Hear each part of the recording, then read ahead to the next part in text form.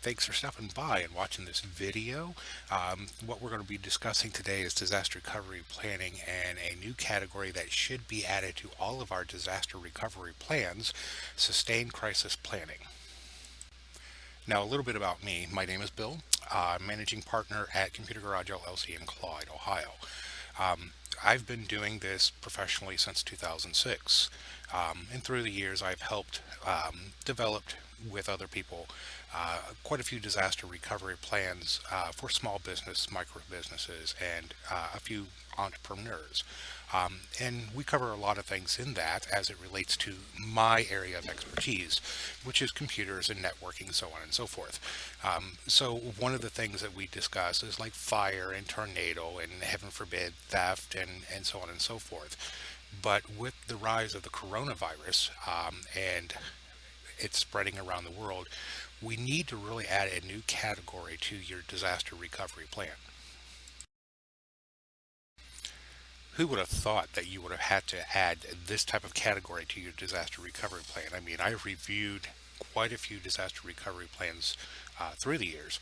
I don't think I've ever seen anyone, especially in my area, have a section that is designed for sustained crisis planning. And sustained crisis planning is going to be basically what we're facing with the coronavirus. It's an epidemic or a pandemic that goes through and it severely cripples the economy in your area, and it just plays havoc on your business as it relates to you. So I suppose the first thing we need to look at is we're aware that this virus is running around the world, and this is going to be for any future epidemics or pandemics that affect the area. Um, we are going to know that they're coming. We're not going to be surprised like if it was a fire or a tornado. And recovery time is not going to be a matter of weeks. We are talking months and possibly a year or more, especially the way this pandemic works. So I guess the first thing we need to evaluate when we start seeing this coming on the horizon is your supply chains. Every business is different. Every business has, who they get their parts and supplies from, and so on and so forth. As it relates to my business, um, most of the stuff I can usually get local or within the state or within the United States. Some things I can't, and so for things that I need to go to outside of the United States, I have to look at other options. For example, one of the parts I used to get on a regular basis is USB Wi-Fi cards. I can get them reasonably priced. I sell them for a reasonable price. I just went onto my supply list to see if I can get another 10 so I can have them on hand. My supply chain has went from 14 days to 60 days. Um, Not really a big deal around here because there's plenty of retail places that sell Wi-Fi USB Wi-Fi cards. But as we've found out, or as I've previously discussed in our Facebook page, the last of the big boats have come in. Pretty much. I mean, there might be one or two staggering around here and there, but the last of the big supply boats have come in. And of course, all the big chains have all their warehouses probably pretty close to full. So we're not going to feel it right away, but we shall start feeling the economic crunch as it relates to us unless this pandemic gets away from us. We should start feeling the economic crunch around about April, according to the economists. I said about mid-April. But that's what you're going to see. You're going to start to see supplies dwindling and prices going up, and we need to be prepared for this. So probably the first thing for all small businesses that need to do is look at your everyday operational supplies and determine what you use every day. And this is probably going to be your paper, your ink, your toners for your printers. While the supply is in stock and readily available, go get those. Go get double and triple of what you need. And because if this lasts for a year, you know, I don't know what we're going to do. But yeah, definitely stock up pens, papers, toners, inks, stuff that you use on an everyday basis. Get them now while you can, while the prices are still reasonable. Because once these prices, or once the inventories start dwindling down, we're going to see these prices start going up. I've already seen a couple of the ink prices are starting to creep up. a little bit, but not too much yet. And I think that's kind of like people are just starting to do the, uh-oh, now what are we going to do? So, just an advice to anyone who is a small business, micro business, entrepreneurs, go stock up on your office supplies now as they relate to your business. This is not limited to just supplies. This is also including other things you may have on hand for yourself or for your business.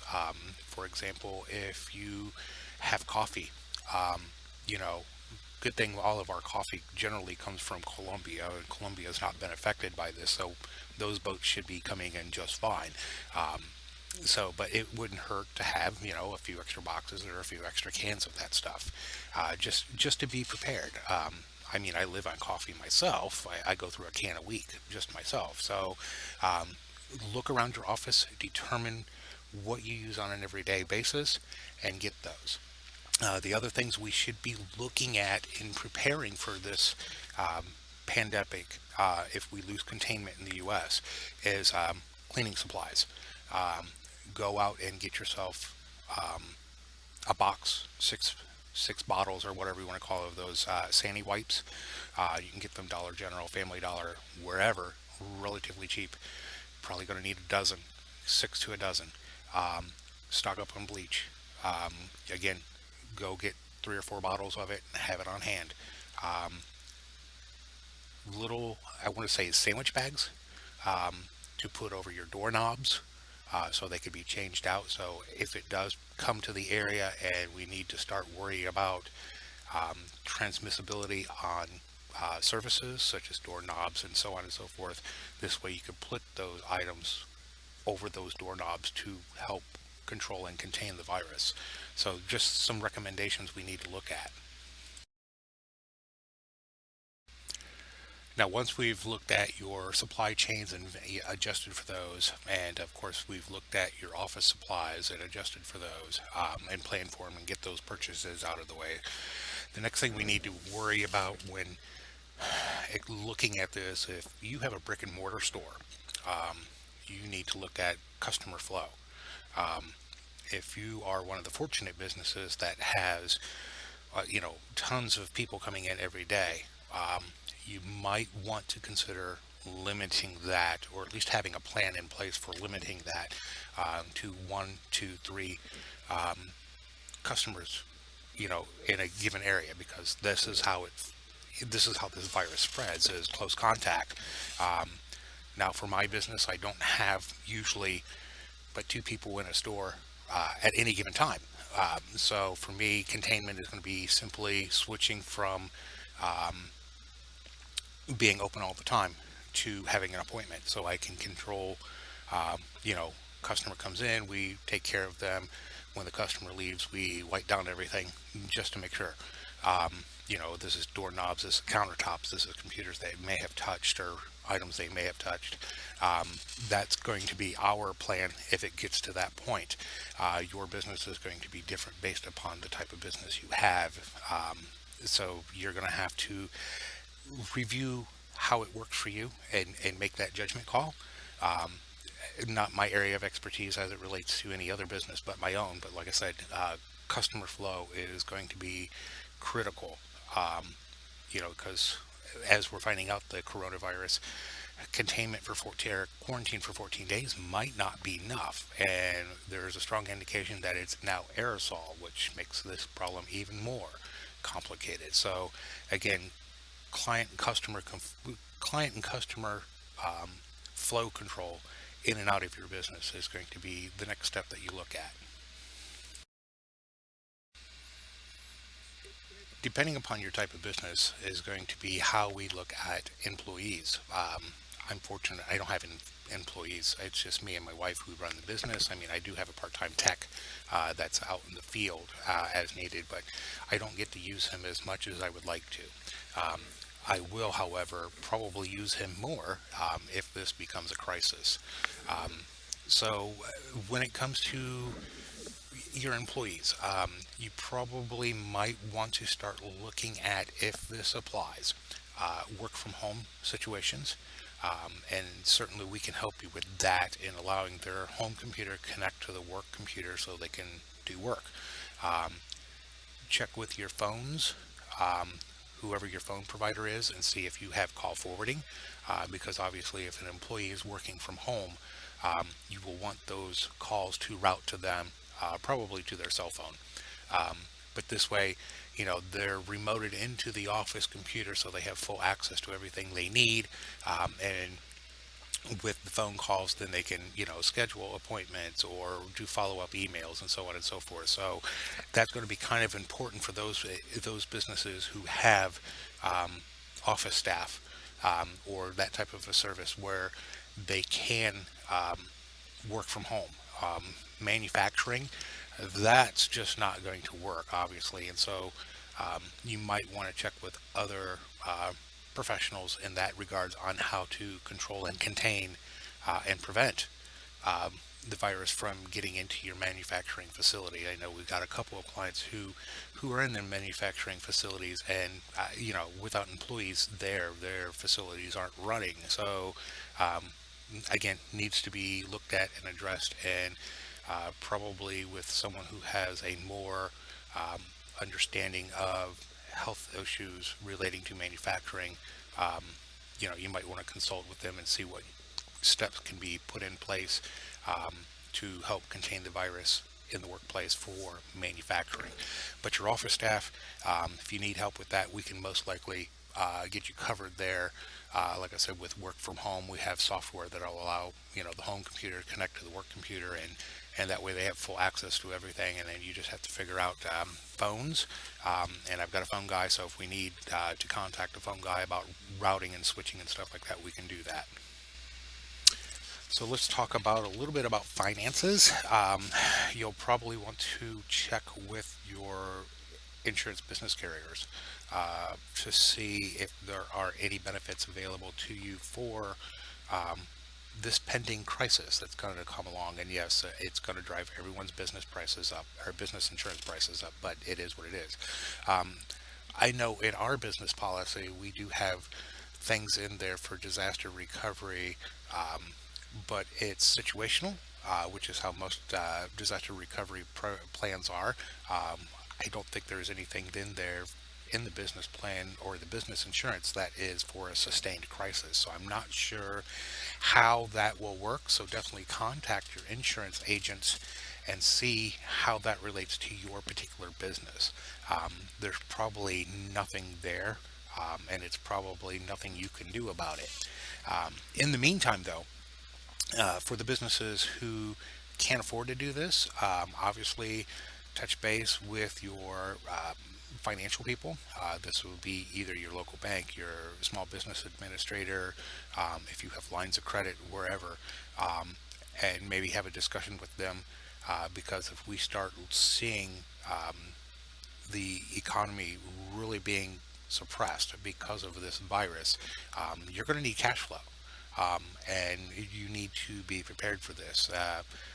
And this is going to be a long-term thing, and you're all going to have to kind of like sit down and figure out, okay, what can I afford, what I can't afford, what plans and steps that we can put in place to help with getting your business through this hurdle. Again, I'm not an expert in this. Consult your accountants, consult your financial people. Not my area of expertise. I just keep your computers going. Um, and your networking going, and other things. But again, these are people you're going to need to talk to and start planning for this as a part of your sustained crisis planning, because if this containment is lost in the U.S. and this thing spreads, um, like in my area in Ohio, we are not equipped to handle this. This is farm country, more or less. Our hospitals are nowhere near prepared for this. In fact, they would probably, if someone tested positive for coronavirus, they're either going to ship them off to Cleveland or Toledo. They're not going to handle them here. Um, in fact, I don't even think any of our hospitals around here have more than one or two isolation rooms for handling sorts of things. So that's something to look at too. So definitely, like I said, back to what I was saying, touch base with your financial people and your accountants, and have a discussion with them about making sure your businesses stay afloat during this crisis. And this is going to be a long-term plan. So be prepared for that, and it's going to hurt. It's going to hurt a lot. But do what you can to keep yourself afloat during this crisis. So in conclusion, definitely check your supply chains, check your supplies. Um, Get in contact with for technological stuff. You can always give me a call. My number is listed on the screen there for work at home, and stuff like that. And like I said, I do have phone guy. So if we need to route calls to a cell phone, but yeah, definitely go through your supply chain. Start stockpiling up on supplies, especially before they start dwindling in this area and the prices go up. Um, Definitely look at customer flow in and out of your brick and mortar businesses. If you don't have a brick and mortar, um, you might want to look at what you can do to protect yourself and your clients as well. Um, and touch base with your financial people in preparation for this, because this is going to hurt, and I really don't want to start seeing businesses going under because they just don't have the cash flow for 3, 4, 5, 6 months. um, we need to all put plans together to uh, be prepared for this. So that's my conclusion at the moment.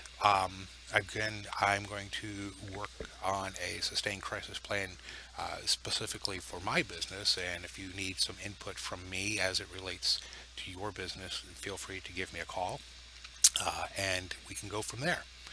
You all have a great day.